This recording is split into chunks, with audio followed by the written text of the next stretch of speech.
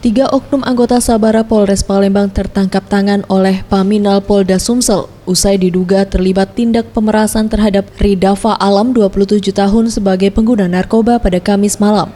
Ketiga oknum polisi tersebut melakukan tindak pemerasan dengan meminta uang sebesar 25 juta rupiah karena diduga RA menggunakan narkoba, namun karena tak ditemukan barang bukti, ketiga oknum tersebut meminta uang damai. Kapolda Sumsel Irjen Pol Joko Prastowo yang ditemui Jumat 19 Februari 2016 akan melakukan pengembangan terkait kasus tersebut dan akan bertindak tegas. Sanksi berat akan menanti oknum anggota yang terlibat masalah, tentunya melalui sidang kedisiplinan terlebih dahulu. Seperti apa buktinya, Dok? Itu kan pelanggaran disiplin. Ya kita ada sidang disiplin. Apakah bisa juga dipidanakan mungkin gitu?